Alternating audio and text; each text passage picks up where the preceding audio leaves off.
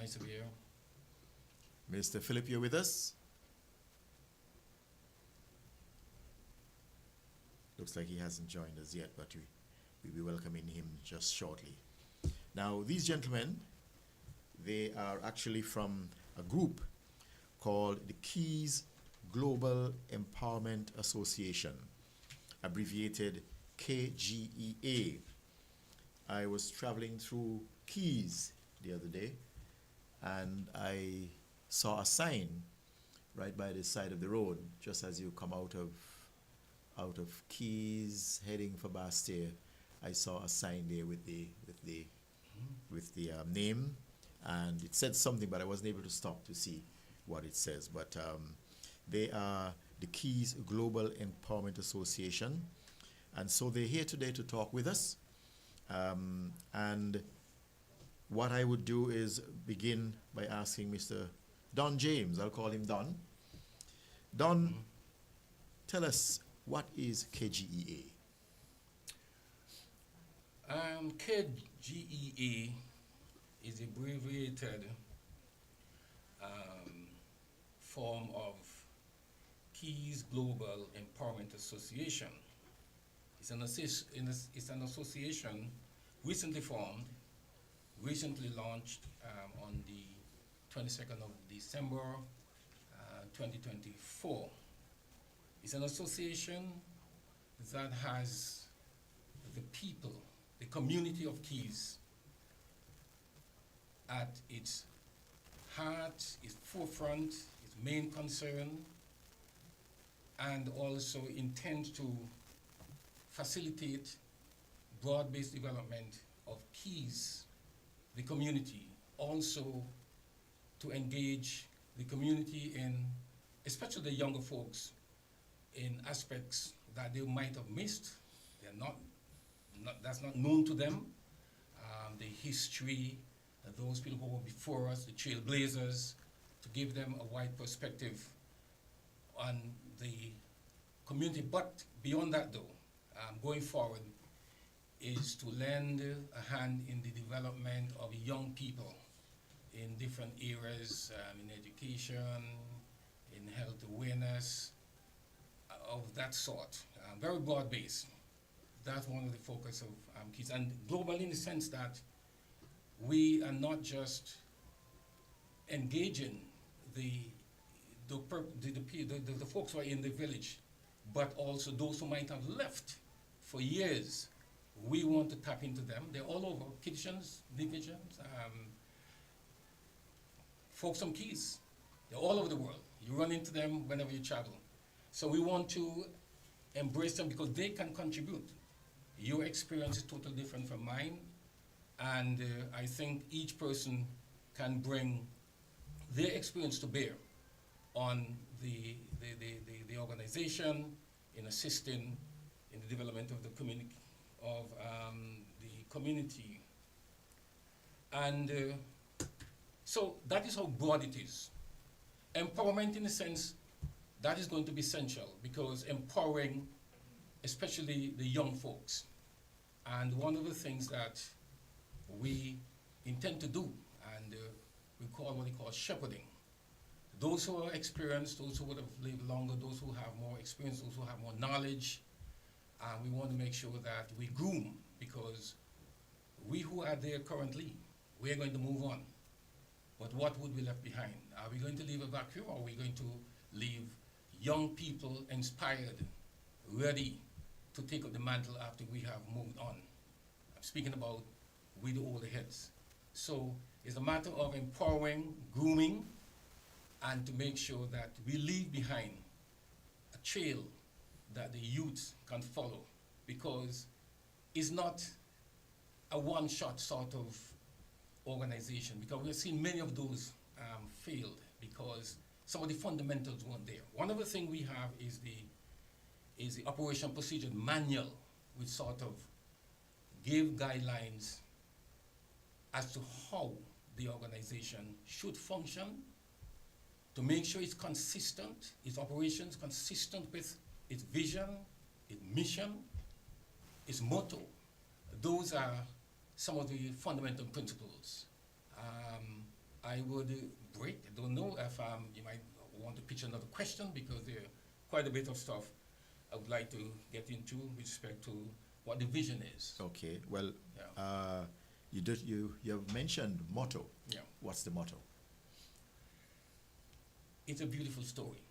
That's the motto. It's a Oh. beautiful story. Well, that's great. It's Want a to hear beautiful that? story. Yeah. In fact, let me give you a sort of backdrop. Uh-huh. Mr. Phillips, who is in New York, Uh-huh. I'm in Keys. We would touch base, and it was very interesting. Most time we touch base, say, listen, Don, we just have about 5 minutes, or 10 minutes, 15 minutes. And we would end up an hour and a half. Yeah. I believe some nostalgic sort of pull for him, and for me is one way of embellishing. I'm still in the mix, I'm still in Keys. And I think sometimes he want to touch base, and we would speak. We'll talk about Keys, we'll talk about the folks who have gone on, we'll talk about areas in Keys that hold there, where we played cricket. A lot of young folks in Keys don't even know we used to play cricket right by the side, what we call the siding. We used to play cricket down to what we call the pen, to the back. We used to play cricket out in Canada, on the hillside. It's amazing. People play cricket on level fields. We play on the hillside. All the sort of things a lot of these young fellas did not know. And we would talk. Then we would talk about some of the guys there who inspired us. Great bowlers like Fans, and then we talk about string band, how it formed, things like that. And we would end up like an hour and a half an hour. And then he said, listen, we still have to talk some more. And during those conversations, we realized, listen, he said, we think we can do more. And one of it we can do is through an organization. We had a first shot at it. We had some meetings, but it was very loose. We had some meetings, and to every time we have the meeting, there was someone who would come in and would sort of derail and be negative in the sort of things. And I think it became overbearing, and then it phased out. That group, initial group, it just phased out. But Philip and I would still be in touch with him and say, listen, you know something? One of the things I've written a book about Keys, and it's about the turtle that returned to its thing, and blah, blah, blah, and everything and whatnot. And said, listen, we have to get these things done. I said to him, listen, brother man, I'm going to start doing some video documentary because we can't there was this passion all the time. And then sometime after, he called and he said, Don, I have a story here for you. You would not believe this. We have, he ran into a lady from Keys. They had a conversation, and this thing came up again. Let us get an association so we can launch, we can let young people know what's going on. And she had all this fire in the belly. So he said, and I'm going to tell you who it is. And I said, have a guess. Couldn't. He said, you remember Joan? I said, Joan David? She said, yes. He said, he had a conversation, and she is also committed to pulling the group. She's also in the diaspora? She's also in the diaspora. To pull the group again, and let us go forward with it this time. And one of the things that I said to him, I'm not going to be in any organization where there are not clear guidelines, rules, procedures as to how we go, because I don't like things to just sprout up and then die. So he said, listen, this thing is going to work. Joan has fire in her belly. We are committed this time, and we're going to have it done.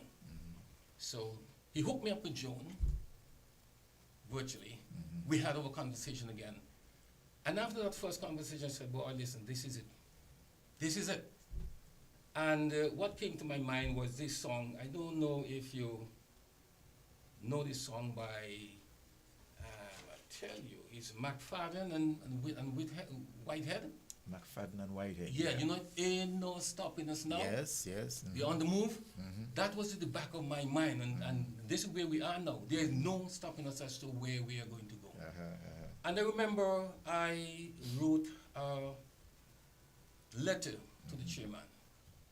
And in this letter, you know, I indicated to him. You said to the chairman? Well, Yes, too. Well, he is the chairman. So I wrote Cypher to, is the chairman? yes, I wrote to, Okay. yeah, he is the chairman because now we have a more tightly knit organized group.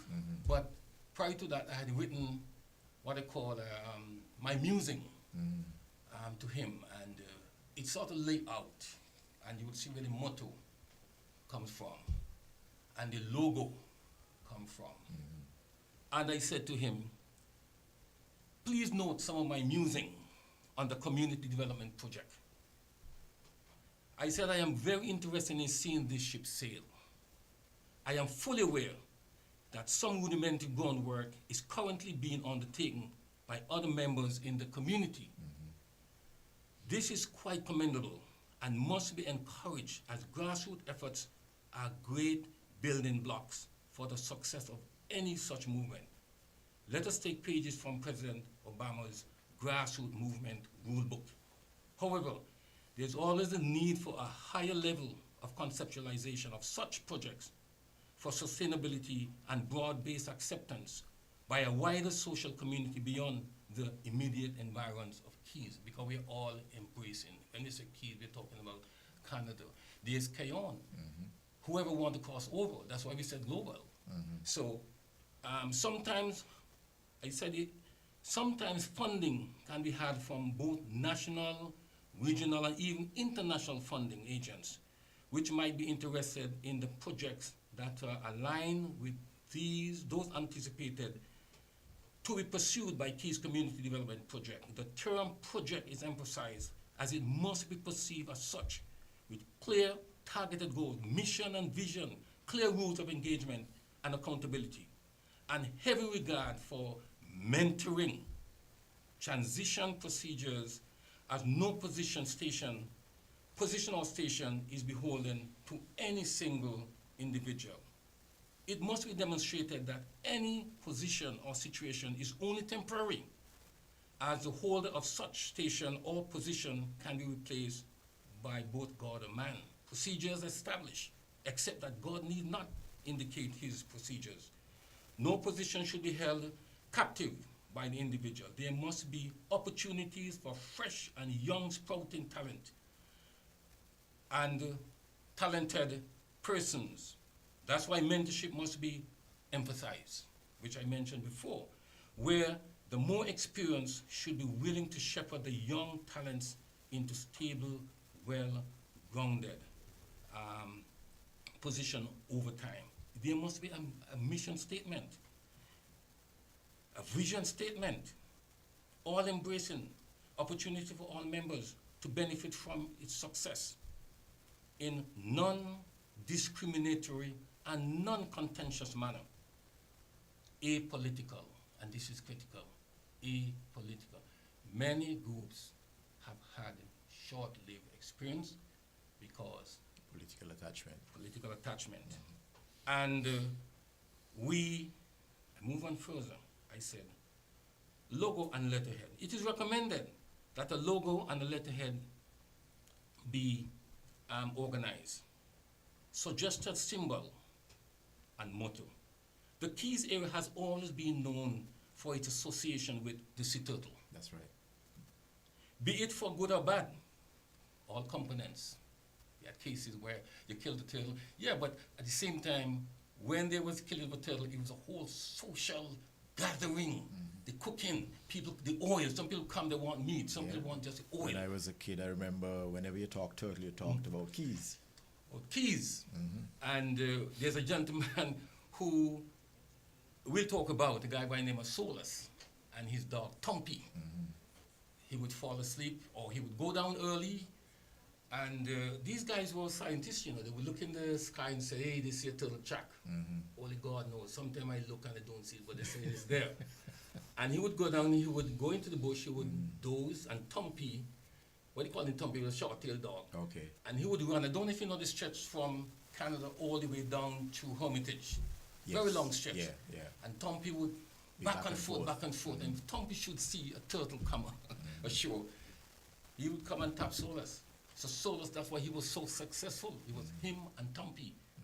And then, you know, we were very destructive. We took the eggs, we killed the turtle. it was total decimation, man. And that went on for a number of years. That's how Well, peace was. I don't know if I'll call it destructive in the sense that in those times, people used nature for its bounty. But I think the difference here is that they used it not excessively. In other words, you don't just kill every turtle that you see, right? You kill Wantonly. every turtle that comes. You don't see all that You would don't have see come. all. Yeah. So, you survived Yeah. by using the Yeah. turtles, but Yeah. that was how nature is meant to be. Yeah. That, Yeah. But at the same time, the thing is balance.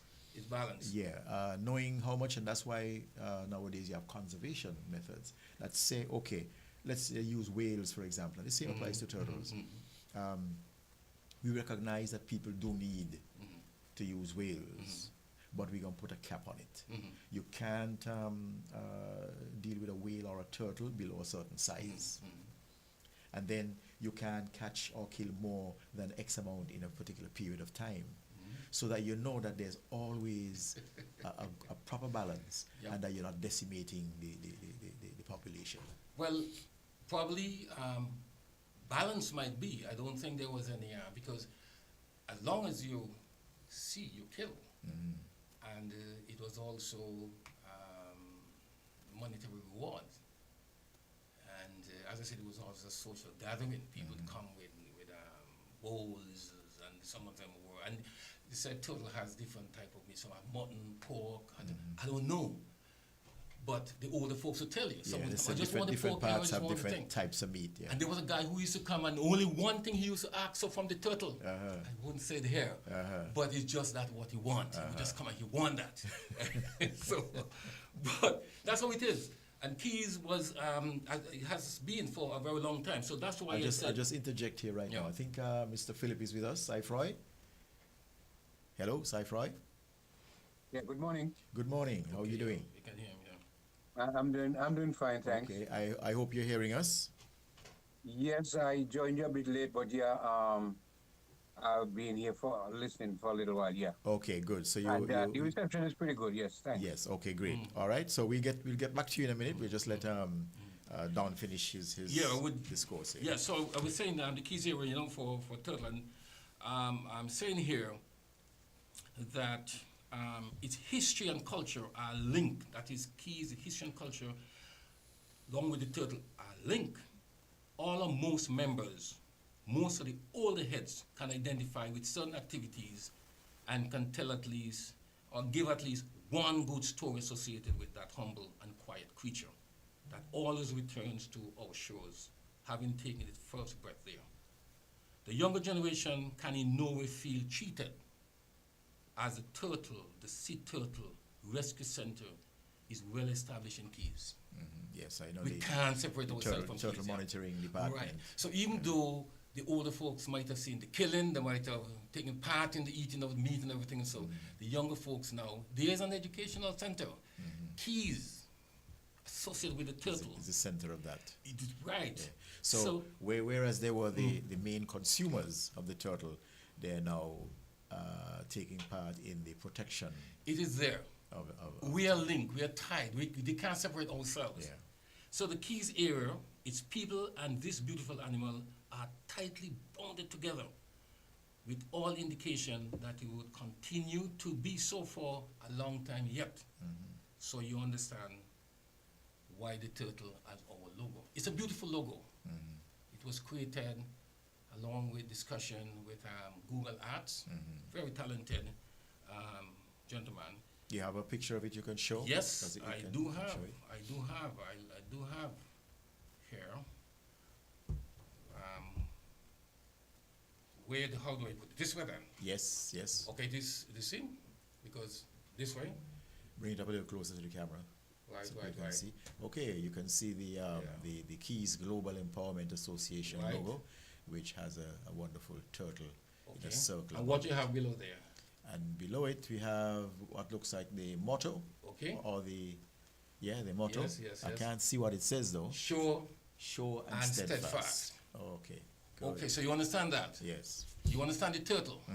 Okay, right. So that is why, that is how it is linked. That's how the motto. That's why I said, it's all wound up there. So that's what we have there as to the, the motto.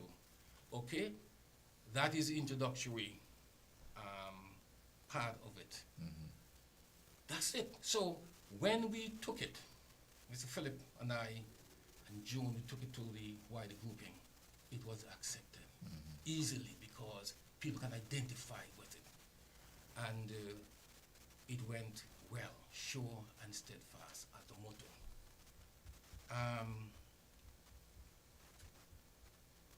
The vision, mission, those can come a bit later. I think I'll give Mr. I don't know if I can. I should give Mr. Yeah, Philip we an could probably opportunity. get a Yeah. chance now to Yeah. talk to Cyfroy. Cyfroy, you would have heard Don's discourse, and he has told us that you were an instrumental part of the founding of this particular association. Anything you want to add to what he has said? Yeah.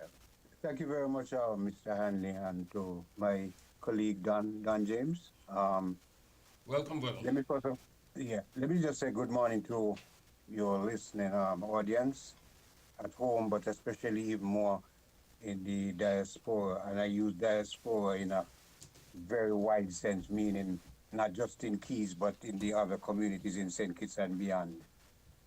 I did not hear everything, but for fear of being, repetitious, I want to kind of maybe reduce what I might say. But my information in terms to start with is more like background. I want to give credit to persons in the community who over the years has sought to pull the community together to various type of clubs / groups. Very informal in nature, and I've been part of that for most of my life. And interestingly enough, most of those early initiatives came from the female folk who organized different clubs, some for sporting organizations. For example, back in the day when the softball cricket was very popular among the females, we had girls organizing in the village. And for a number of years, those clubs were organized specifically to deal with those situations.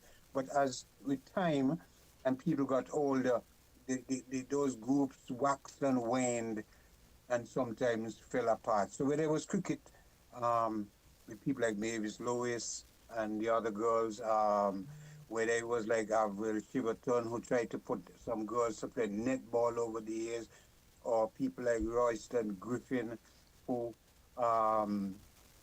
over a period of time has tried to put stuff together. Our iteration of this particular group sort of pull the better pieces from those groups together. So as Don mentioned, and I heard this part, we are definitely not politically or religious orientated. So even in our general meetings that we have, we try to avoid having our meetings on days which most of our people have, their religious activity on the weekend. So we don't meet on those particular days just to try to get maximum participation. But to get back to the part that when I joined the conversation, when Don was mentioning about our discussions prior to the formation and the launch of the group in December 22nd last year, the kernel of this thought came from Joan. She had gone home to Keys to attend a funeral, of all things, to somebody who was a mentor. Back in those days, we didn't use the word mentor, but this is somebody who apparently meant a lot to her. And when she visited, she realized, because she had not been home for over 20 odd years, and she was surprised at what the changes that had taken place in the landscape in the village, but even more importantly, the persons who she knew growing up with were no longer there. They had died, they had migrated. And there was a kind of a detachment with her. And so she got on to me. I think through a third party who told me that she had gone back to Keys. So when she bought this idea about what can be done, and she wanted to go back home as soon as possible because she realized that a lot of people who were living in the village she did not even know. I say, Froy, stick up in there. You're going to continue with that because we got to make a small commercial break. So you might need to repeat a little bit of what you said there when we get back. But we're going to take a break on Heritage Matters in a moment. But just to remind the folks who are listening, if you want to call in, the numbers to call are 466-0989 or 662-0989. And if you are in the US or Canada, you can call 305-921-4619 or 718-285-6984. So feel free to join us if you have any input or questions or comments to us here on Heritage Matters. So we'll take a commercial break and we'll be back. We're different. We're 98.9. 98.9. Win FM. You ever hear Earthquake call and say, "Hello, Miss Lee, yes, it's me, Earthquake, I coming Tuesday around 10? No, sir. Earthquake does arrive unannounced, and when it come, it shake all sense and sensibility out of we. Remain calm, stay inside, and do the DCH. Drop, cover, hold on. Once the shaking starts, you know it's earthquake. Make a quick move to a safe place. Don't run to the door, we are in the exit. Stairs might broke up or full of people. Elevator, avoid that because you might get in and poof, power gone, and you're stuck in that box without ear. Take cover under a strong table or a bed, or crouch against an inside wall or in a corner, and cover your face and your head with your arms. Remember, DCH, drop, cover, hold on. Glass windows and doors, outside walls and doors in an earthquake, bad news. Take care yourself. Most injuries during earthquakes happen when something drop and hit people entering or exiting a building. Last thing, don't want to run outside and ask, you feel it, you feel it? Remain calm, stay indoors until all the shaking stop, and do the DCH, drop, cover, hold on. This message is sponsored by the Australian Government, AusAid, and produced by NEMA in collaboration with WinFM. Too often, customers are counted but not valued, like mere numbers, statistics, transactions. But at Flow, we're rewriting the rules and prioritizing you, our valued customers, who have been with us through every milestone, every moment. That's why we're putting our money where your loyalty is. Flow customers claim your $600 gift card when you add internet to your current postpaid plan. Because loyalty isn't a one-way street. At Flow, loyalty flows both ways. Need to get your goods to St. Kitts and Nevis? Look no further. TDC Shipping has you covered with reliable cargo solutions by land, air, and sea. Whether it's a package from across the world or a large shipment of goods, TDC Shipping makes it easy, affordable, and stress-free. And with our Airbox service, ordering from your favorite online stores just got even easier. Ship straight to your mailbox and let TDC Shipping handle the rest. Fast, secure, and even to your door. Visit us today at the C.A. Paul Southwell Industrial Park or Penny's Industrial Site, or call 465-2511 in St. Kitts or 469-5430 in Nevis. TDC Shipping, where reliable service meets unbeatable convenience. TDC, together we succeed.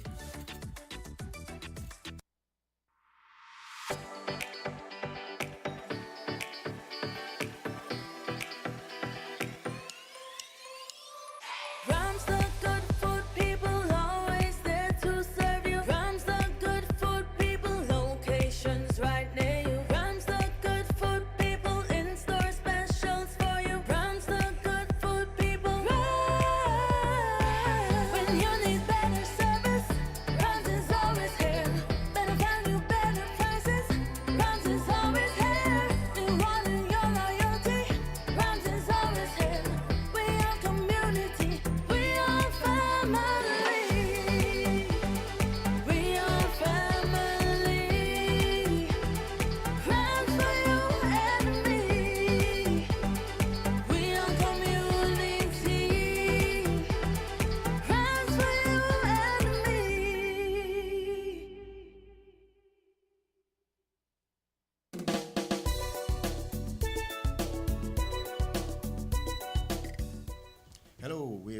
welcome back to Heritage Matters.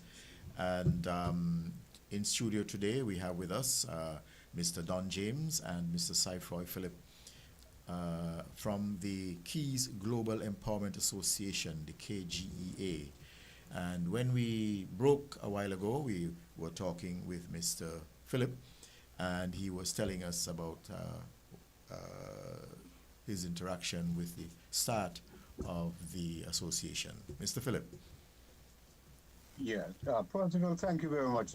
Again, let me extend on behalf of the group and in my immediate capacity as the chairman, thanks to you for giving us this particular forum to spread the word about what's happening in our village. When we broke, I was in the process of kind of giving some background and giving credence to persons who had made some attempts to bring the community together. And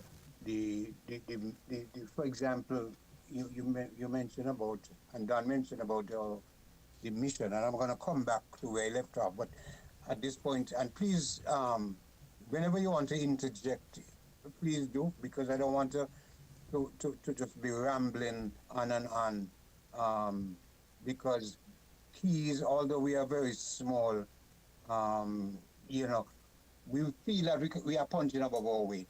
So we have a lot to offer. But the mission statement says that the Keys Global Empowerment Association is a community-based organization and with its primary mission to identify, develop, and coordinate activities/projects that will redound to the overall well-being of Keys Village and its environment. This will be facilitated through collaborating with existing organizations, community groups, and the wider Keys diaspora. So that in a nutshell is our mission statement. And I say that to say this because we take on board that people have done and are doing other things in the community as we speak. So it's not that this group is the only group in the community, but given our relative older age and therefore an opportunity to have gained not only information but to translate it, to put it over to other persons, we feel it was imperative that we find a way to get it done through more than one means. But to get back, and I was saying the kernel of this particular group came to the initiative of Joan.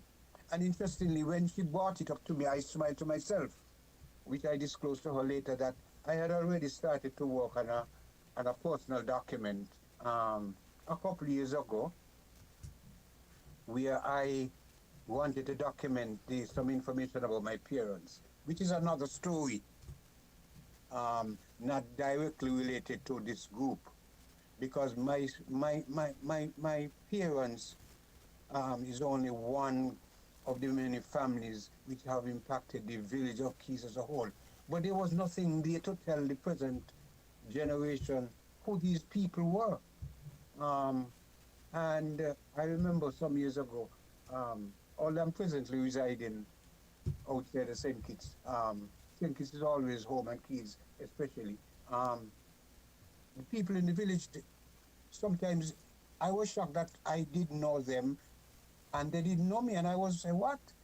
If they don't know me, they won't know my parents either, and they wouldn't know Don's parents either, and people of our age group.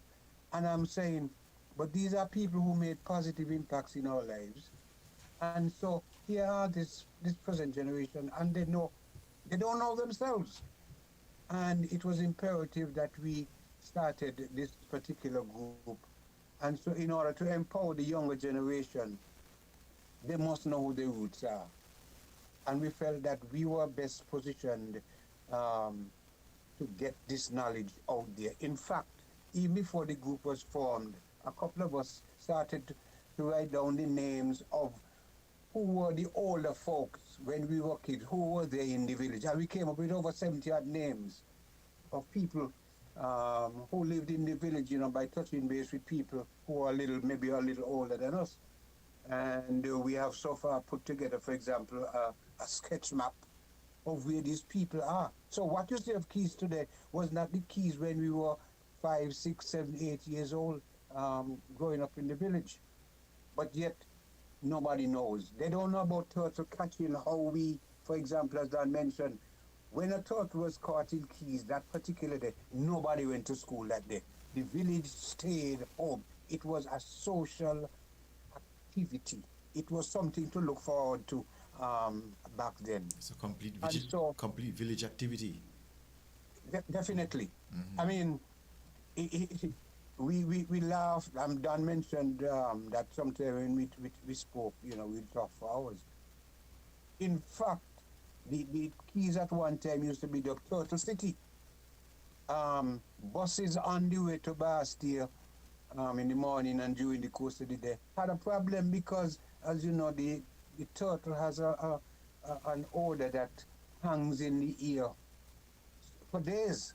And a bus passing through the village, you would think the bus went down to the beach because the scent would be in the bus going to Bastille and coming back. And people who didn't even know what was happening smell of the turtle. That was what it was. I mean, that's another story within a story, what happened during the day when that turtle was caught overnight and stuff like that, because telephones weren't available, but yet word got out, as Dan said, so let's get another turtle, and that was it. Everybody headed for the beach. But getting back to the initial making of this particular group,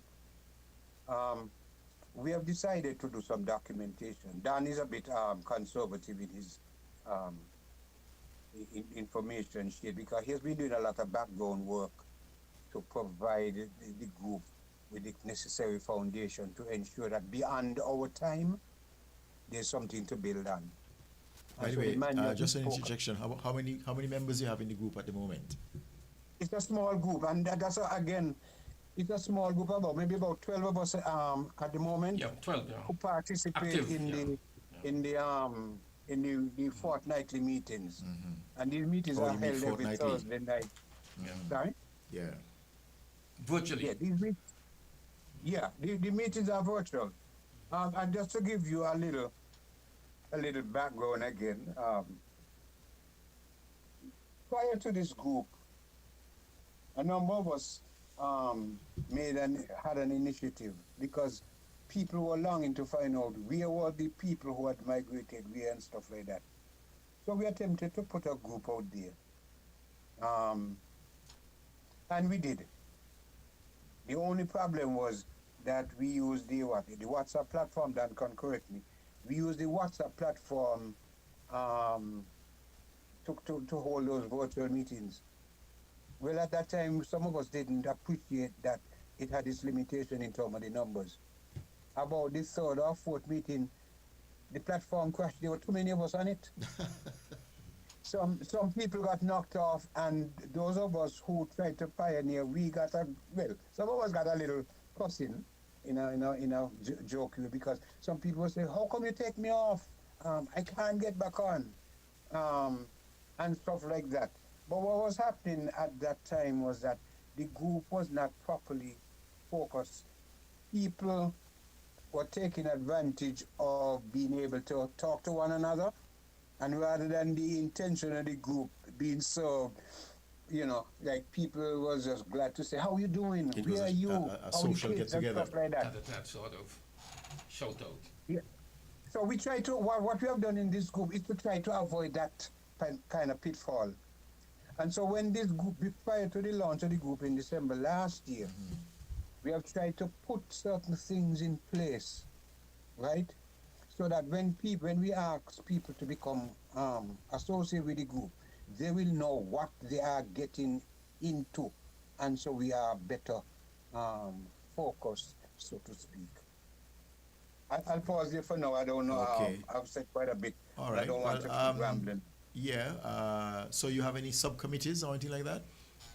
Yeah, we have subcommittees. The one thing here I have laid out here is to give some indication as to how the meetings are conducted. As Mr. Phillips said, listen, We don't want to have any conflict with any villages because, like on Saturdays or Sundays, so we have our meetings on Thursdays. We have technically two committees at the moment. We have the plenary wider body of the association. We have what you call the Executive Advisory Committee, which will provide, as it indicates, advice and also guidance. And then that committee meets every first and third Thursdays, and then the wider body, the plenary body, that meets every second and fourth Thursday. As again mentioned, virtually because those in the diaspora, the association, it will box out further because we are recruiting members. And then in the operation manual, there's provision for subcommittees. Because one thing we recognize, young folks, we want to recruit young people, and also they're coming in with different talents. So we want to give them the opportunity to participate in whichever subcommittee where they can shine. So that's another question I would have there. So you said there were about 12 persons on the committee. Are there any young folks in it? Yeah, yes, we have young folks. We have young folks because the emphasis Because there. that's your connection now. You to remember that project note or that musing that was submitted to the chair sometime, indicating shepherding, mentoring. That is fundamental to this group.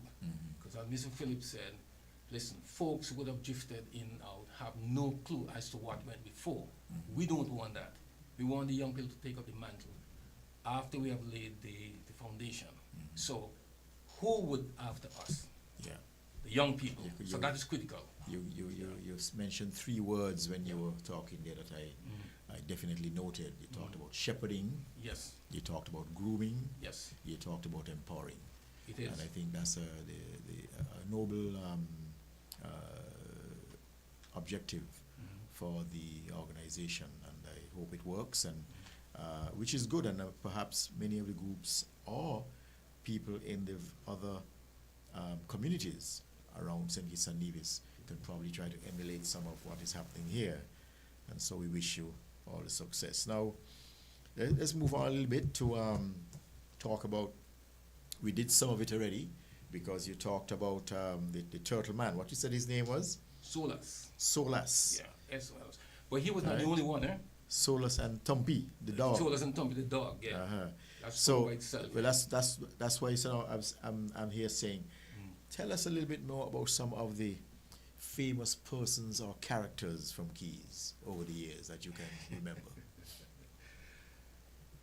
Mr. Philip, you want to go or should I go?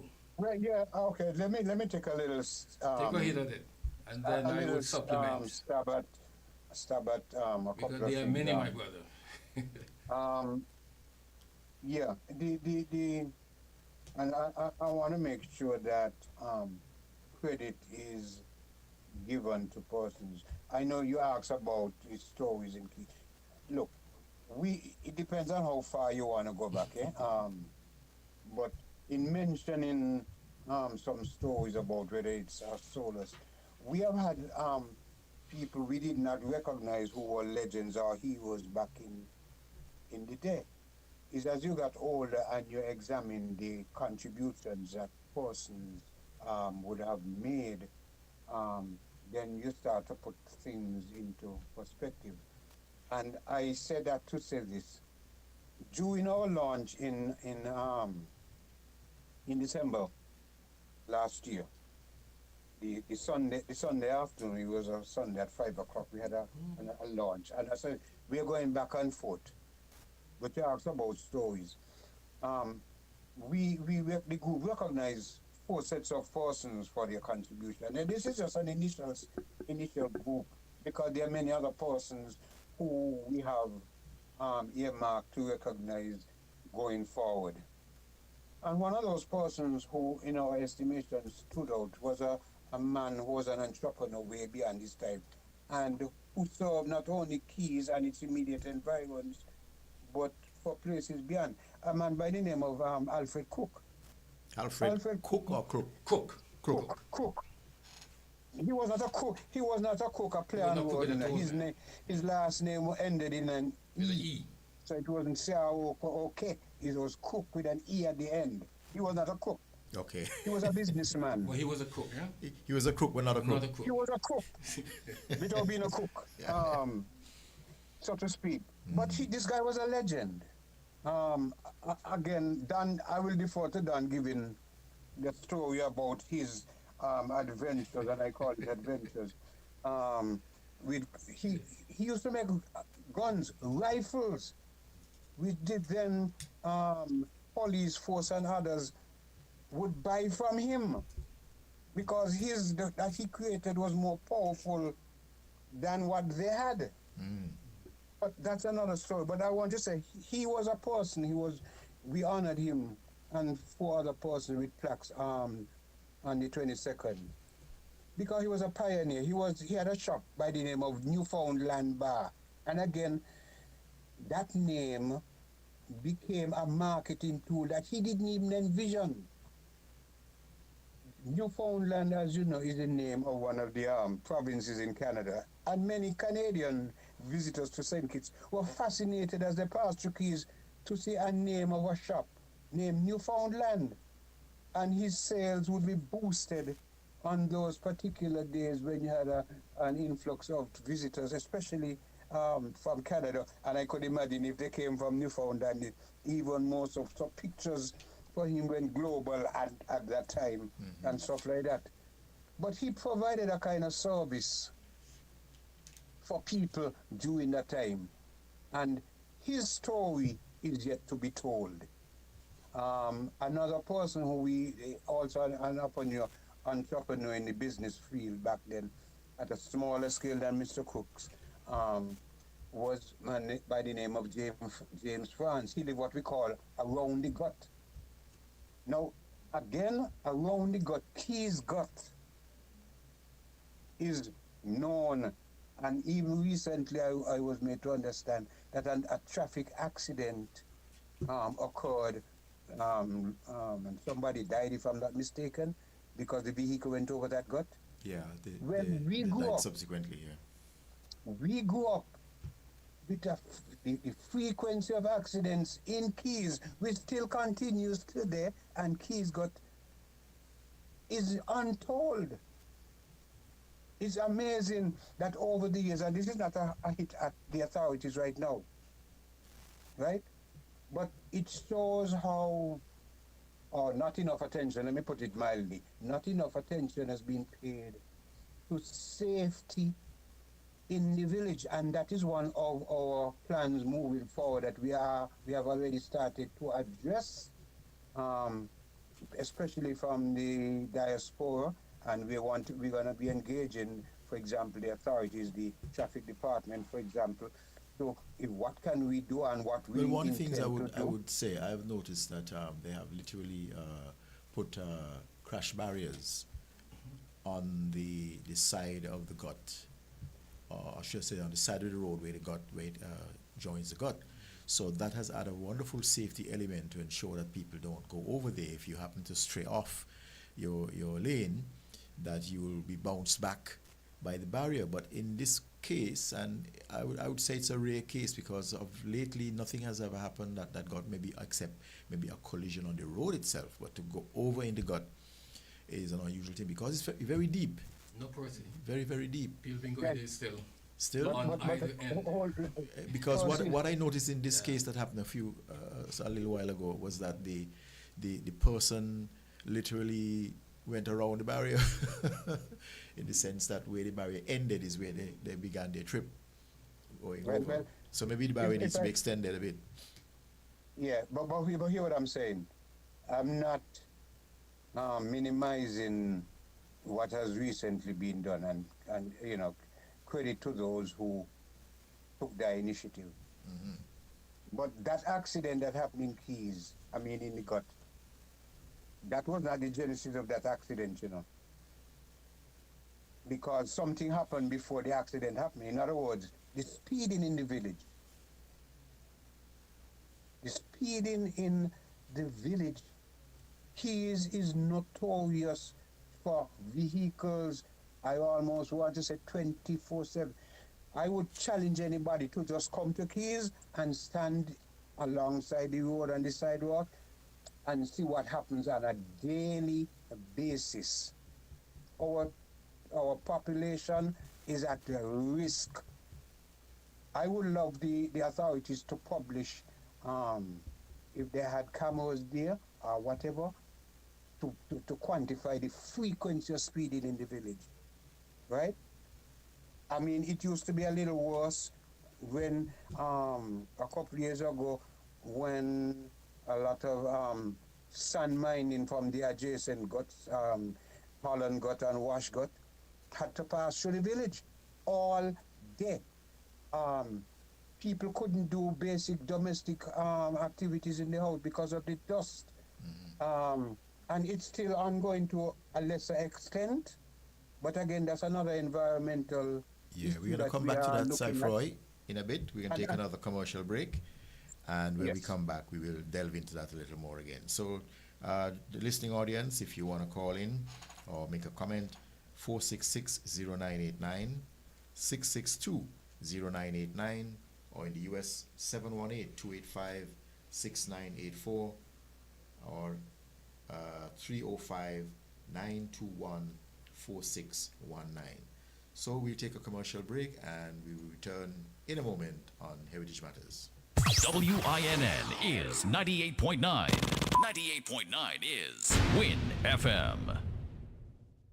Attention, St. Kitts and Nevis. The countdown is on and time is running out. This is your final call, your last chance to save big at Hostos Automotive during our VAT Off Drive On Blowout event. It's your final call, your last chance to get up to $15,000 in total savings. No down payment, free servicing for 12 months, free bill of sale, $1,000 in groceries, or 3 months of free gas, free registration, licensing, tinting, and accessories, and 4% VAT off on top of it all. Yes, you've heard right. Everything free and 4% VAT off. But listen closely. This incredible sale ends when June ends. No extensions, no do-overs. This is your final call. Your last chance for the biggest auto sales saving for the year. So don't walk, run to Hostos Automotive now. Your dream car is waiting, and these deals are ready to roll. Hostos Automotive, where affordability meets the road. Terms and conditions apply.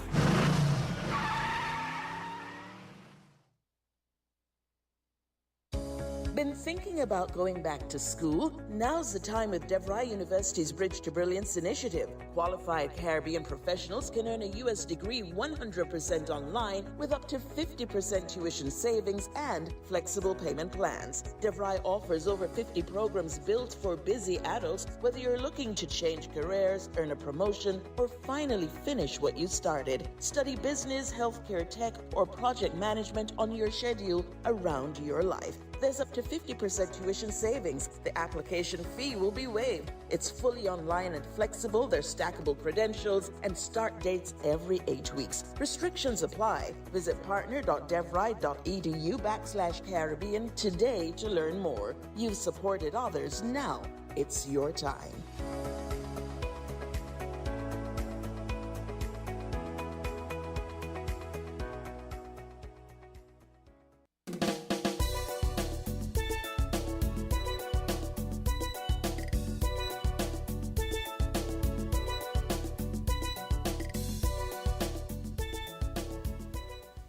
Okay, ladies and gentlemen, we're back on Heritage Matters, and as mentioned before, we have with us Mr. Don James and Mr. Cyfroy Phillip of the Keys Global Empowerment Association, and we're talking to them a little bit about their activities and their association and what they do, and their focus is, as suggested by the name of the organization, the Village of Keys, which has a very interesting and colorful history and heritage.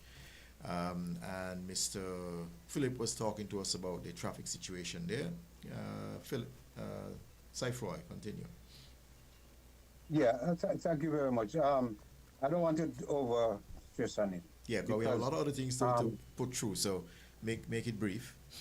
Yeah, but the point I wanted to make, the group looks at opportunities to improve on the situation, and that is one of the projects we want to to try to work on to improve the security and safety in the village per se. So we want to give kudos to those who are doing it right now, and we are on board with that.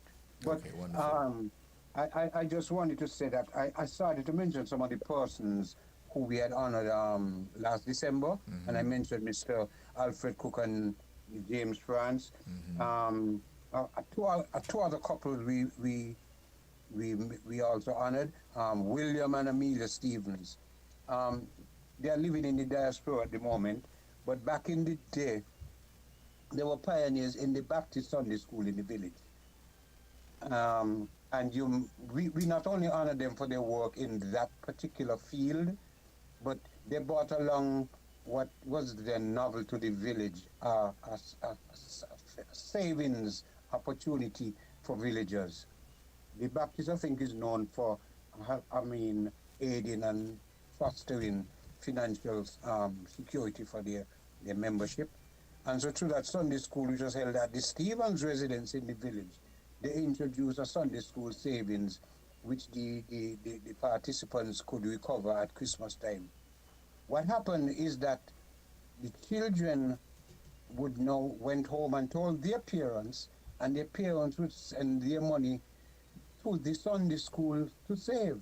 So That might sound like that. So it extended beyond the that might not students. sound like that might not sound like a big thing, but you could imagine back in the village, very few people had a savings account in the financial institutions.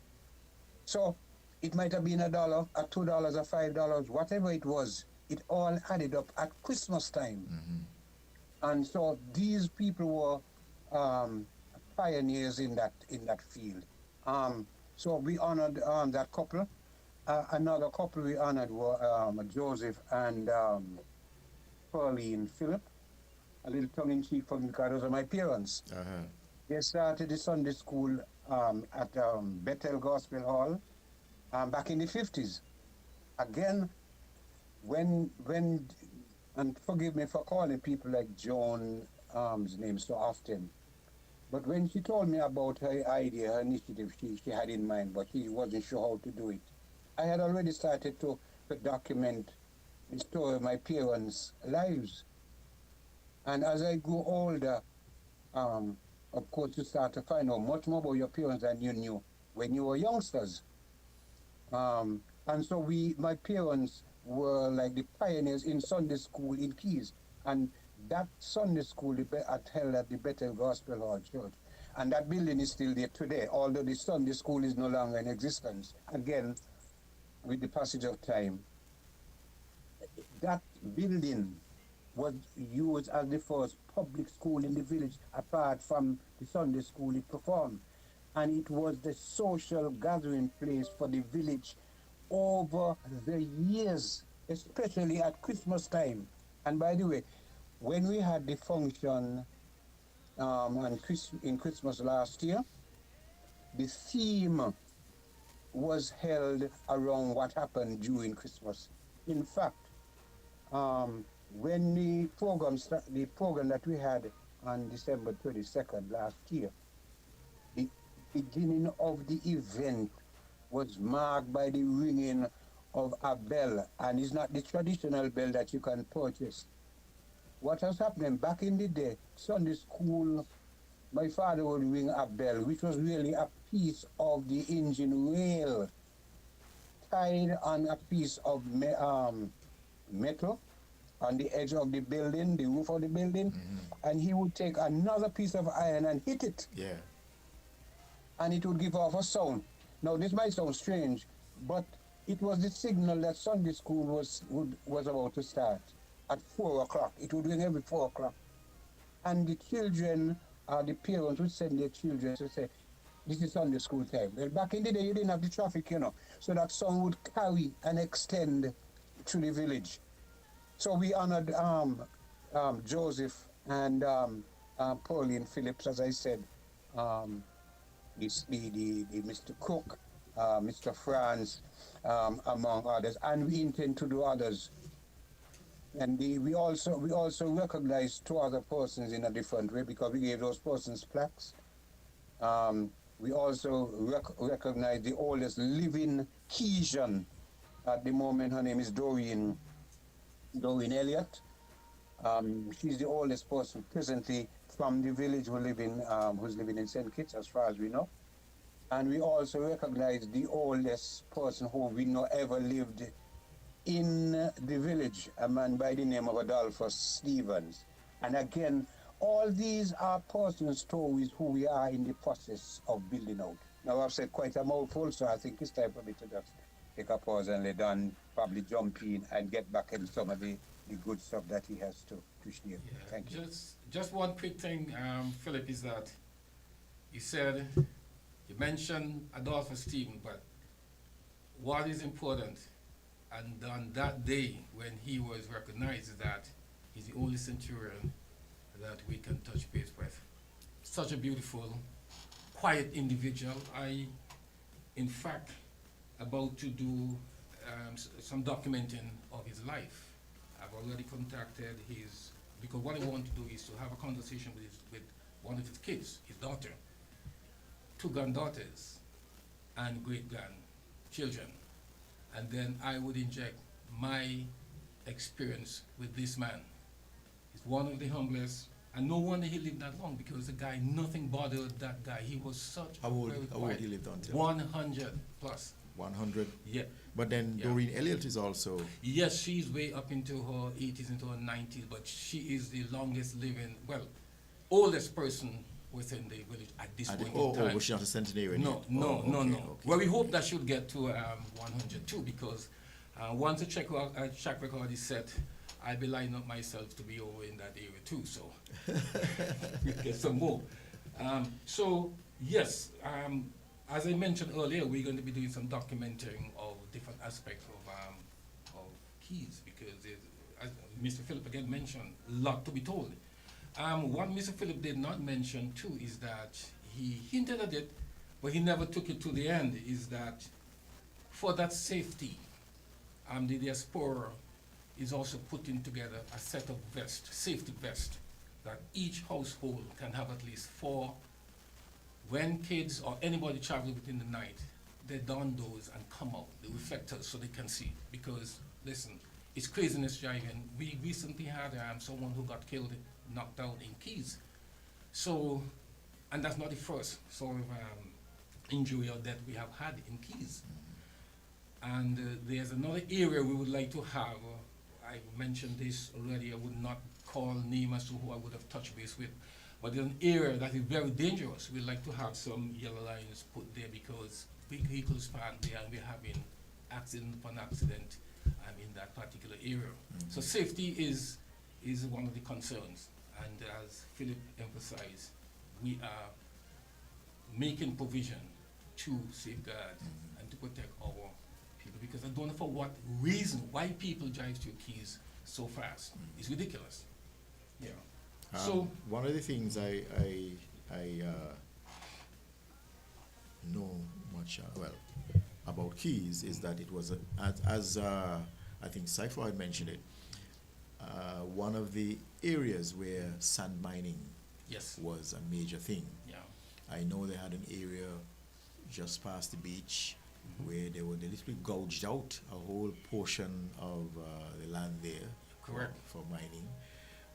And I think the last time I've been there, it looks as though they closed it down, because I see an iron gate that's there to stop you from going through. There's also an entry from the K1 side that seems to be controlled also. But is there still activity going on in that area when it comes to sand mining? No, because I'll tell you what happened is that, you see, nature is funny, and we have to respect, and we have to manage how we do things, because do you know the railway? Yep.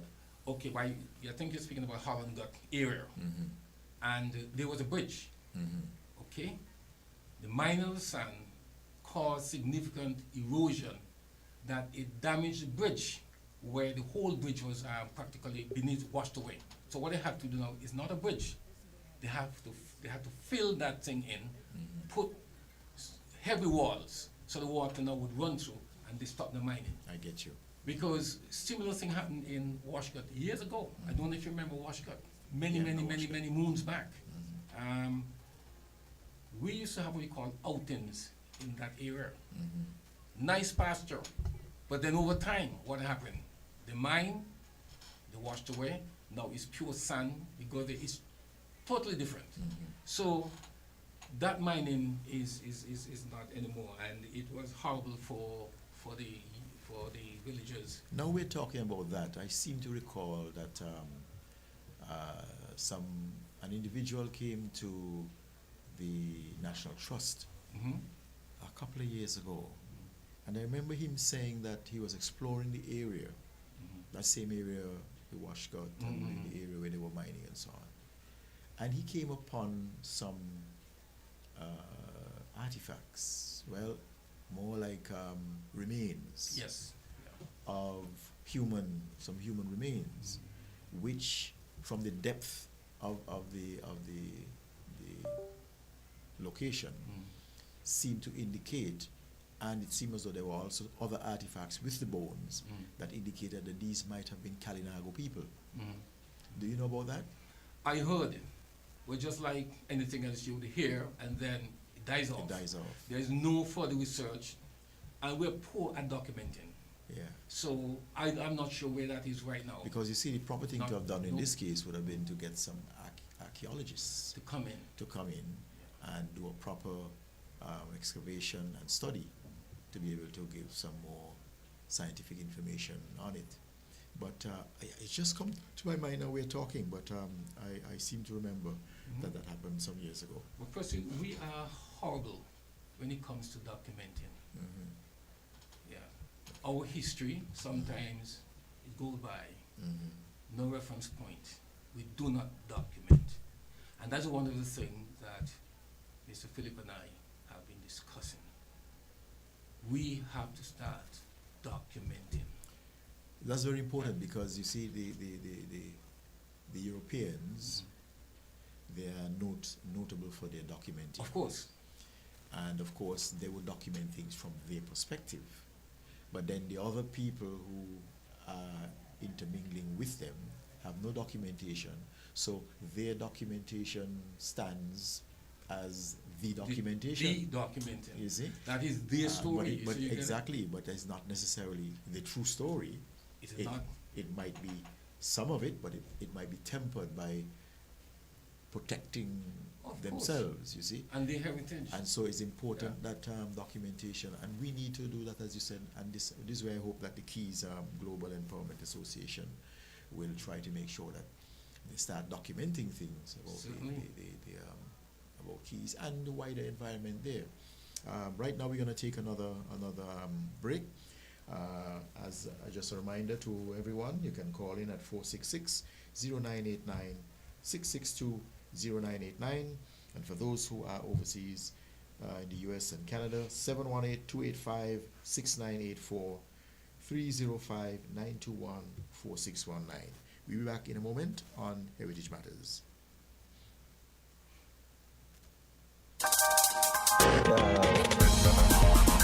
We're different. We're 98.9. 98.9. Win FM. This Mother's Day weekend, give her the gift of style, comfort, and savings during the Hospice Mother's Day mega sale. Mothers deserve more. From Thursday, May 8th to Saturday, May 10th is 25% off everything store-wide and all discountable items at Hospice Building and Neva Centers, where we say, build with us. Hospice Furniture and Appliances. Get style, comfort, and savings. Ashley Home Stores and Kits. Home to her favorite looks. Builder's Paradise. Always bringing you the everyday lowest prices. Plus at Hospice Furniture and Appliances and Ashley's Home Store, get 25% off all cash sales. And wait for it, double cash back on all higher purchases. And at Hospice Building and Neva Centers, it's a solid 25% off all discountable items. Just in time for those home improvement projects she's been dreaming about. Mothers deserve more. She deserves it all. The savings, the comfort, the beauty. So don't miss the 3-day Mother's Day mega sale. Thursday, May 8th to Saturday, May 10th at Hosford's and Builder's Paradise. Built for her, price for you. Terms and conditions apply. Mothers deserve more.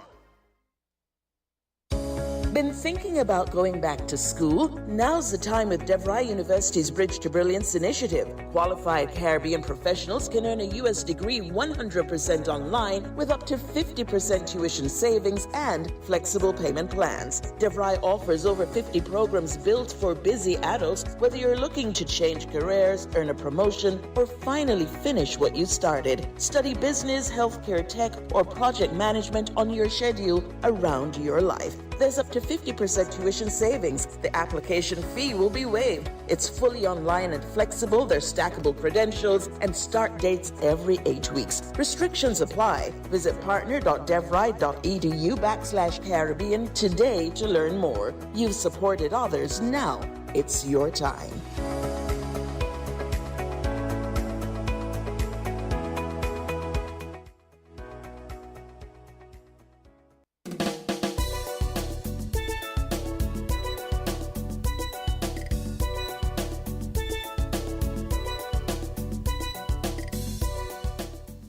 Okay, folks, we are back on Heritage Matters. Welcome back. We're here with Mr. Sifroy Phillip and Mr. Don James of the Keys Global Empowerment Association, and we're talking to them about their organization and about Keys, which is their focus. And of course, I know that, and I think it was mentioned earlier, that Keys is, yes, a community, but at the same time, they are flanked by other communities. So you have Canada on one side, you have Keon on the other side, and I'm sure there were close links between those three villages in particular, maybe even Connery, as far as Connery. Can you tell anything about the relationships between those communities with Keys? Well, yes, because, and again, Mr. Phillip can fill in where I might leave out bits and pieces, is that church, where did you go? Keon. School, where did you go? Keon. Football, where did you go? Keon. Cricket, where did you go? Keon. That's how it was, because Keon was like the main center for a lot of those things. But Keys, as Mr. Phil indicated, has always been a very small community. Mind you, we have the village has. And that's what made the difference between a village and a town. And a town. So Keon was a town because it had was. all the social services, the schools and the churches, That's and right. the police station and all that. Everything was there. So it made it a town, but Yeah. Keys was a village because we have all of those things. So that way we would look, and then even Canada. I mentioned earlier where we used to play cricket. Mm-hmm. It was over at Canada Pasture. Mm-hmm. I was there, I stopped there just Sunday with a young guy, and I said to him, look at all these climate change trees, look at how our pasture has been destroyed by overgrown trees. Where is Canada Pasture? You know Canada? Yeah. Okay. You are standing in the middle of the road, and you're looking to the hillside. Uh-huh. Okay. Where? What part of Canada? By the estate? By the estate. Uh-huh. Yeah. By the railway line? Yes. Okay. You can stand on the railway line. Okay. Uh-huh. Okay. You can look up, or you can go into Canada Estate itself. Uh-huh. Right. And you just look on the hillside. Mm-hmm. It might be hard for you to conceptualize. Because but of the trees now. That's where we played cricket. Okay. Remember at some point in time, there was a chimney way up. Yes. On the hill. Hey. Maybe I could jump in a little on this Canada thing. The difficulty that Percy and others would have, right? When you tell them that we played cricket on the side of a hill. It's hard to conceptualize, except because nobody plays cricket on a hillside, except we did. Yes.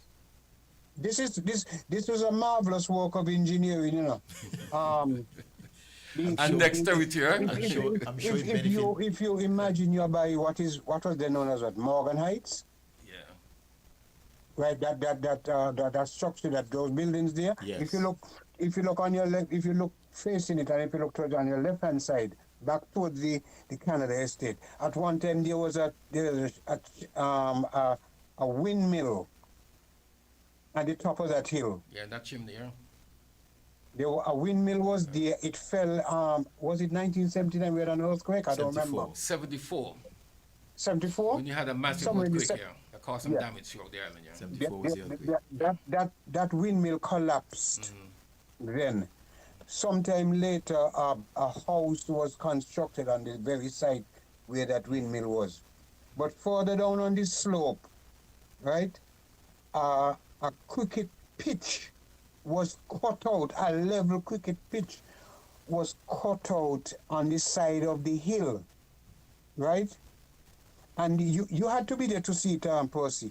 You literally, so you are batting, right? And from one end of the wicket where the bowler was coming from, at some time you would not see the bowler until he suddenly appeared over the horizon. From the horizon, literally speaking. After the bowler would have had to jump over a few stones to get to the crease to deliver the ball. And this is not joke, you know. Some serious cricket matches were held there. Yeah. In fact, so the slope of the hill had some serious falls and so on, man. Yes, but well, they used to go over people's house, the few houses on the estate. They used the ball just to go over their roof.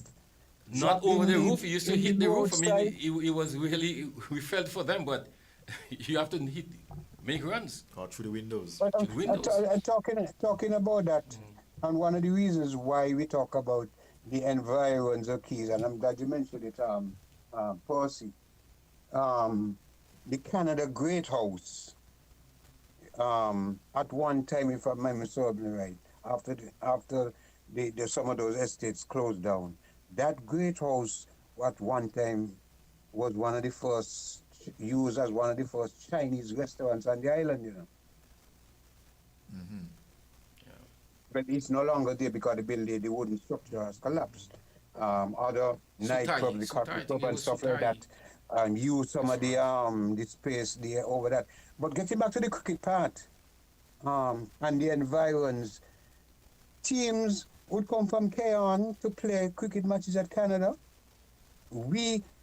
Teams from back then we could say Monkey Hill to include everybody from over there, would come over, and that's a story in itself, come over the hills, and we would go over to Paris via the hillside through what we call bow. Yeah, another route. Right? Yeah. We use it a lot on our hash. Yeah. Okay. Right. And you know, there's one of the biggest wells back there. I think it's probably, I don't know the status of it right now. I know it's not used, but we used to use that route to go over to St. Peter's and vice versa. Mm-hmm. On the other side of the village. You might have heard about Dale. But Sab, before you go there, I would just like to interject here to let the listening audience know that on that hillside produced good cricketers. There was Patrick Maynard and there was Dennis Levine. Chiefy, right. We call him Chiefy. One of the better spin bowlers at some point in Sinkits and a good batsman. So even though it might be hard to conceive you playing cricket on the hillside, yes. On that cultural note, a little from the cricket as well, because there were a couple of families who lived on Canada Estate, and these two of these guys who also played cricket, but also was in the cultural field of calypso. Shaka Boom, Oral Powell, King of the 29 Fellas. At one time, they lived on Canada Estate, and they were associated with the village as well. So, so the association there. But I was mentioning, I'm glad you mentioned about those early pioneers, the Maynards, those famous Maynard brothers.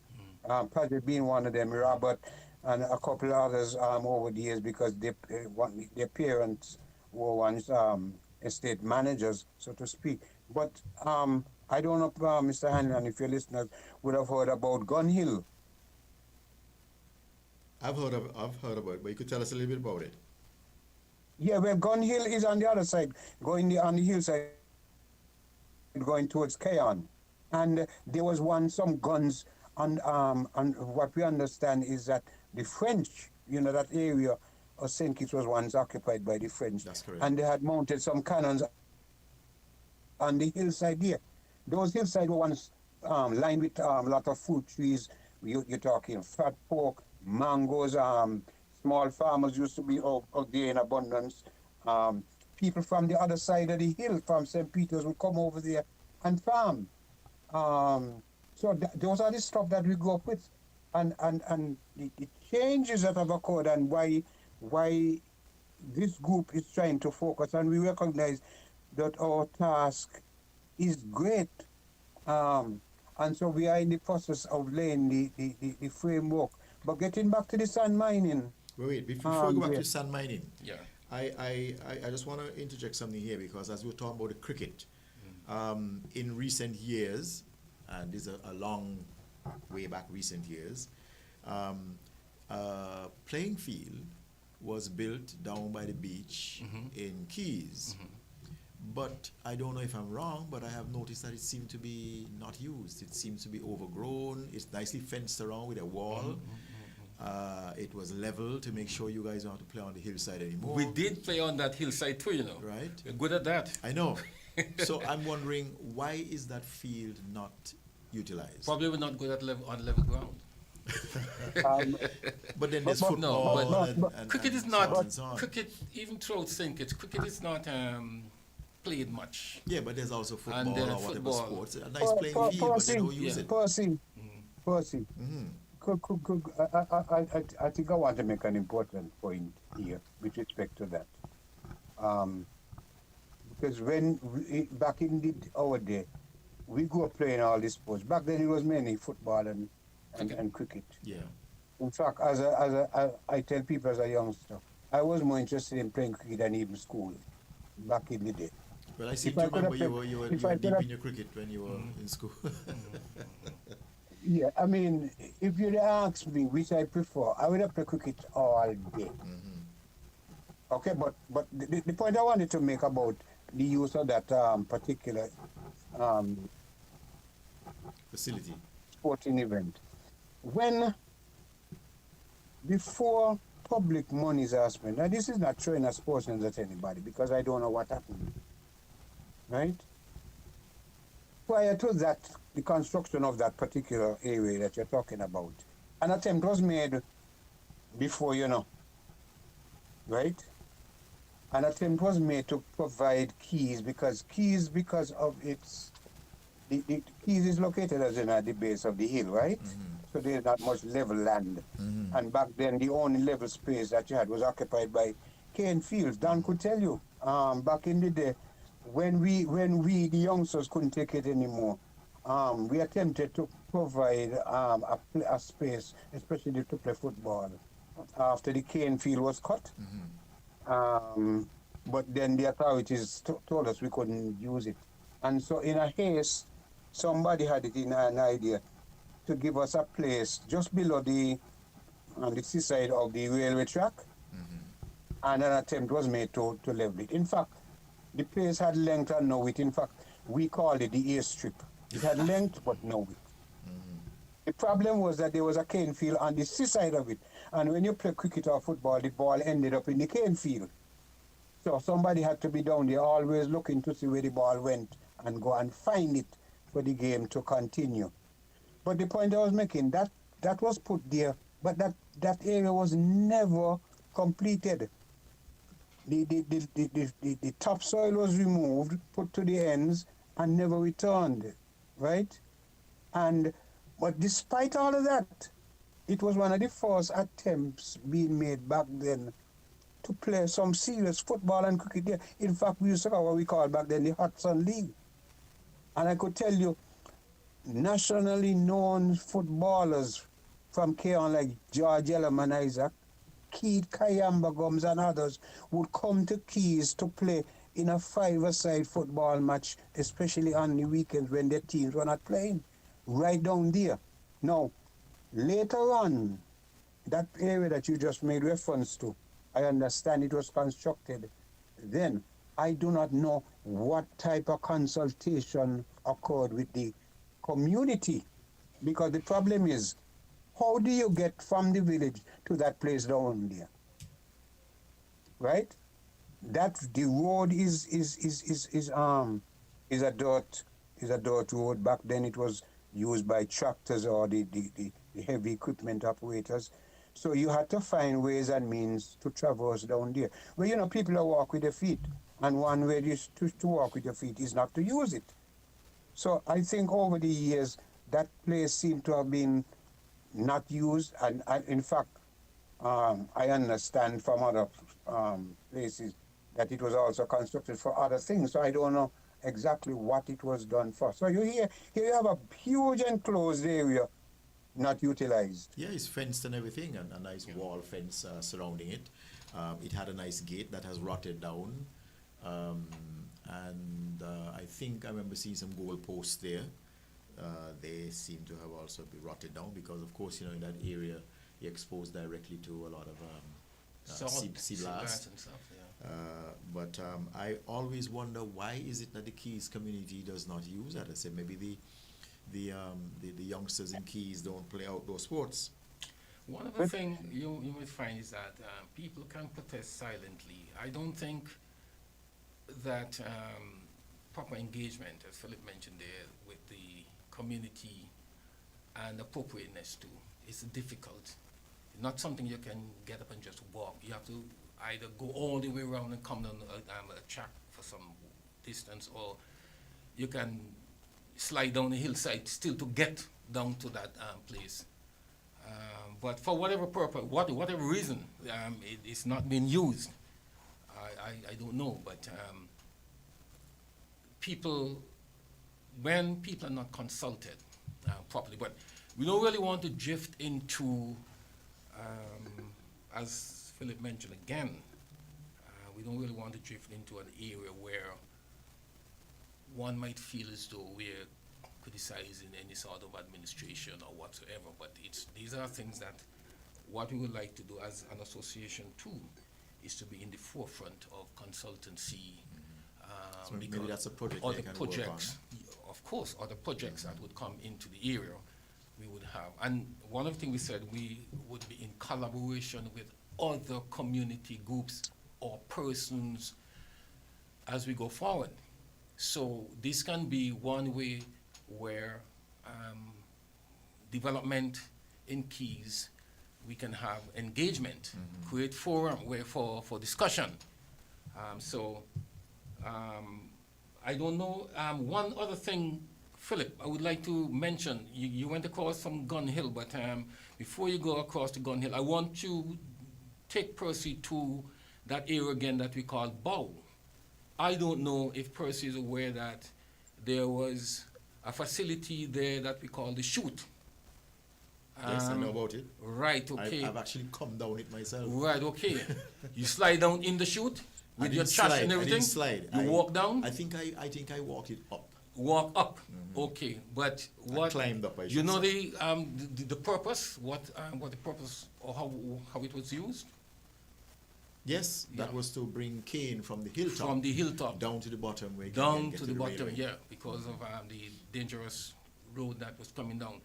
It's an easy way to get the cane. All those things have been issued. We are not good, and it's not only what is happening in Keys, and also in other ways. We are not good at maintaining, securing our heritage, and we destroy everything. I'm looking right now at one of our main industry, that was sugar, and I'm looking at a facility that is really what is left of what was written.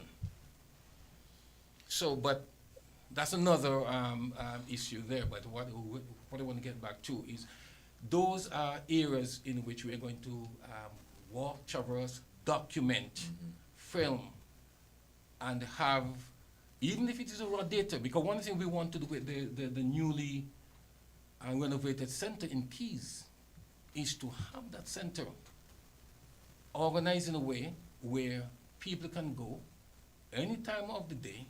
Hopefully it would be accessible any time of the day, and they can sit if they want to have the story of Sci-Fi Philip. they can go, they can sit, because it would be documented. Or if they want to have to view or see any sort of information pertaining to any aspect of keys, they can go. Hopefully, it was something that they can, it is documented, that they can look at, get some feel and some understanding as what was, what happened prior, as the case might be. So that is why we are going bit by bit and documenting bit by bit. Yeah, that's a good way to go, because some of these things will take time, but the research and documentation is important. But we should do things, just the bottom message. Mr. Hanley? Yeah. I don't know how much time we have still on your... About 15 minutes. You. Okay. I would just like to back up a little. Yeah, you want me to read that one? Okay. Okay, go ahead, Philip. Yeah, I just wanted to mention some persons who has so far to date facilitated the group where we are at the moment. When you ask about our membership, it's not a large group, and some persons, and maybe we didn't articulate what we wanted to do properly to everybody at the time, but we were very careful in terms of trying to address the foundation of the group. And we didn't want to spread ourselves too thin, because we prefer, as our motto suggests, sure and steadfast. We want to be deliberate in terms of plotting and planning where we are going. It's very important, because we want to avoid the pitfalls of coming up quick and dying just as quickly. And so we want to make sure that what we do lasts. And I said that in light of what has been transpiring. When we had the launch on last December, it was held at the newly named, who recognized that that particular individual after whom it was named deserves some sort of recognition. And I want to mention again the name of somebody like Royston Griffin, and more recently, in recent times, Dominique Stevens. These are two young men in the community who has been literally, in some instances, putting their hands in their pocket to get things done with limited means. But they have been able to galvanize people around them from time to time to organize events and activities. And that is why, in our deliberation, we have ensured that we say we want to work with everybody. It doesn't matter whether they are part of a group before or planning to, because we know they have contributions. So when we had that activity last December, Dominique Dash, as we know him in the village, Stevens, he went out of the way to make sure that that event took place, among other persons. He was able to liaise with the authorities and get us to provide the accommodation and stuff like that. Leading up to the getting back to that event in December as well, we had other activities. We had 2 nights of caroling in the village. That was coordinated by people like Lucine Pemberton Vaughan, Carefree Liebud, Crichton Pension, and some other villagers who did that. Another important activity that we held then was the distribution of book bags and Bibles. And let me say this, the person the person at the forefront of the distribution of book bags to children of primary school was one of the villagers who lives in the diaspora. She's an evangelist, Yvette, she's a Hodge. She is an international evangelist. And when contacted, she immediately decided she wanted to make a contribution.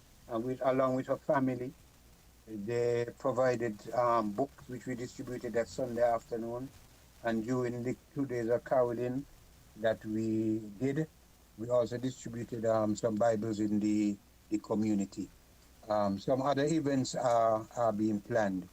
That she also conducted a prayer session where Pastor Brown from the Keon Church of God was also involved there.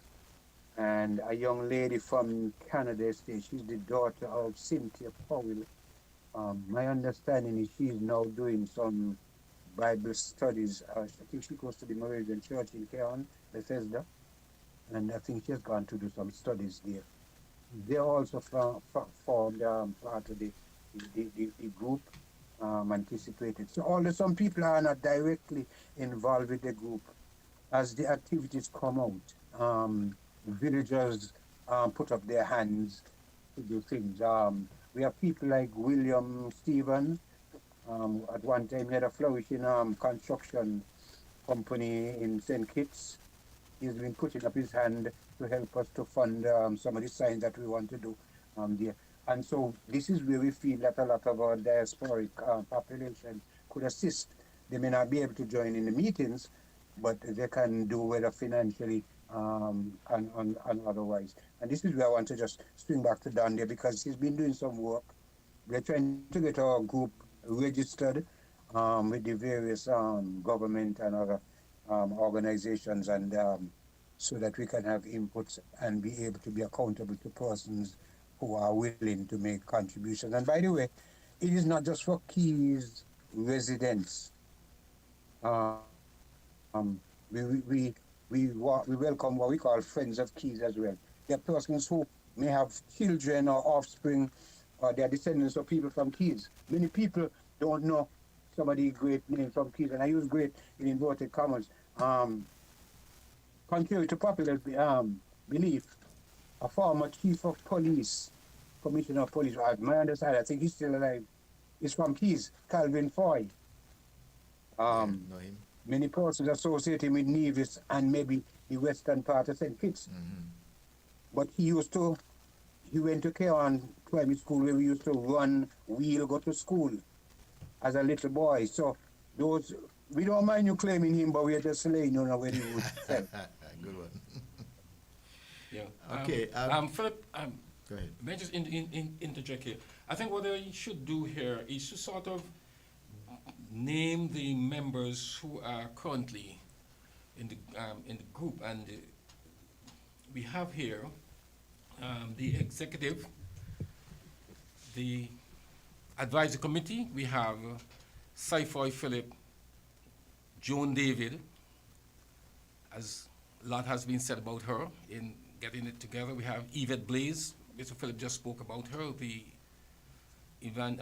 lady who organized the distribution of the Bible, and she's an evangelist. And we have here Leroy Hodge and myself. We form the executive, and then we have other members who are very active. Keefe Library, we have Laverne Hodge, we have Lucine Vaughn, we have, William Seymour was mentioned many times, and we have Alston Crawford, and we have Ernestine McSheen. I would like to put a plug here for Alston Crawford. There's a competition every year, the Lighting of the Village competition, and that is ours. We own that. We have been winning that every year. Oh, really? And yes, and I know I love passing through Keys during Christmas time. and the guy who is behind that is Alston Crawford. Okay, I know him well. Yes, and they are followers. He's a leader, because to every time we ratch up, people come and do what we would have done the year before. Which but means you got to step up. the guy not have to, he does. Yeah. So they're followers and we're leaders. So we have talent within, and we have very dedicated. Lucine is a nurse, and she is going to be leading on the health side of things. She already submitted to the committee a proposal for health awareness, and because truthfully, it is not big among a lot of us. We only go to the doctor. When we see a guy in the doctor, you know he's dying. Yeah. You know, especially men, you know, but Yeah. awareness, blood pressure. So Get yourself that's checked why we frequently. said we want young people, and we're going to have subcommittees, you know, because we want to explore the talent of these young committees. We have like a budget and finance, communication, media, we have projects, we have information tech, and we have awards subcommittee, because there are young people who can help us in getting our story out with respect to website and other technical things that they're good at, because we want to cover everything in that. And one other thing too, why communication is going to be very important to us, I think I mentioned it to you in our one-on-one discussion, is that at the end of every year, a few months after, we would like to publish our accounts. We want to be leaders in many ways. We would take money, we would ask, because we want people contribute in kind, contribute monetarily. What we would like to do at the end of it is to say, hey, we did 6 projects. This is how your money was spent, open book, because to be respectful. And that's something we want to be responsible. And responsible. So we'll have that sort of published so that people can see. So these are different aspects that we really want to be, we want to make a difference. You know, we really want to be leaders in many ways. As Philip indicated, that we are small but boxing above our weight. Yeah. You know, so that's what we really want to. I just want to pull back a little bit here, because we talked about lighting a while ago. Yeah. And that reminded me that I heard on a radio station the other day, somebody was talking, and they were talking about admiring the lighting in Keys. Red and amber lighting for street lights rather than the normal white lights. I was trying to call in because obviously the person didn't know what the lighting was about. I was trying to call in to kind of give them a sense of why that lighting. But while we're here, there's a chance for you to tell the public, why does Keys have that unusual lighting? Red lighting or amber lighting for street lights? Because many people passing through would see it and wonder, well, why they have these? The red lighting. Red light street honestly, lighting. I did not know until one evening I came down and I saw this reflect, and it was, you see the redness, the place was still dark, and I'm wondering what the hell is going on here. So I turned around and I looked down, and realized all of those red lights going down. And then within our social chat, you see people start questioning what the purpose. I know the amber lighting, it was said those are for the turtles and blah, blah, blah, and whatnot, but I don't know why it transitioned to red. So that is something I cannot comment on, because I'm not sure whether there was any sort of consultation or anything whatsoever. And this is what we're saying. Things happen in villages, things happen in communities where there's not enough consultation. And within even our grouping, there were people who were asking, what's the purpose of it? You know? So I would stick a pin on that, because I don't want to speak beyond what I know. So I'm not sure. Saifoy, did you get any additional information, because it was something kicking up in our chat? Did you get any additional information as to the purpose of it? Well, let me answer it this way. As you would appreciate, somebody had sent me the information, right? Some photos, right? And I did not know the point, but as I said, let me answer it this way. One of the overarching reasons why we have formed this particular KGEA group is to ensure that the community is always kept abreast of plans before these things are implemented. For some time now, I've been aware that there is a group or groups which embodies Keys as part of a conservation in the Green Valley, which Keys is a part of area. And the Keys has been the main turtle nesting area in St. Kitts, came under the purview of that particular group. What I do not know, and just like what Dan said, I do not know how many meetings or attempts to hold meetings, whether on group or one-on-one basis, was held prior to this particular project, which is only one of other projects which has been held over the years in the village. For example, a couple of years Well, ago. let me just stick in there on the lighting matter, because I have a person who has messaged me.